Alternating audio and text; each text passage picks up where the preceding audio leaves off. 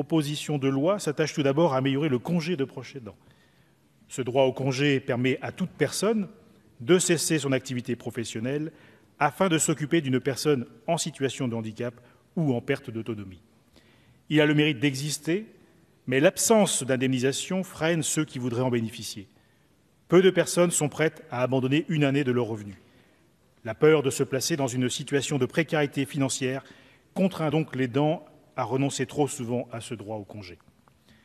Sur le modèle de l'indemnité journalière de présence parentale, l'article 1 de la proposition de loi propose d'indemniser le congé, permettant donc d'atténuer cette contrainte financière et d'offrir une rémunération aux proches aidants. C'est une très bonne chose. Je réitère toutefois une petite réserve déjà exprimée en commission sur l'appréciation du coût de cette mesure. Nous ne disposons pas d'évaluation préalable de l'impact financier pour les organismes de sécurité sociale. Une demande devrait être adressée au service de la direction de la sécurité sociale. Il pourrait également être intéressant de chiffrer l'économie réalisée par la solvabilité de l'aidant qui ne sera plus tenté, voire obligé, de se mettre en arrêt maladie pour s'occuper de l'aider ou de négocier une rupture conventionnelle lui permettant de bénéficier des indemnités de Pôle emploi. Le congé de proche aidant a, par ailleurs, un second défaut, puisqu'il est restreint dans sa durée.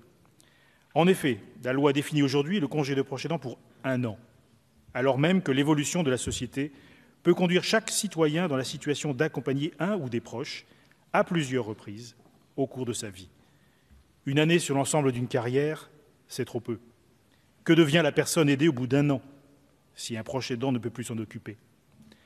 L'aidant va alors devoir avoir recours à un arrêt de travail ou quitter son emploi, ou des dispositifs plus lourds vont devoir se mettre en place.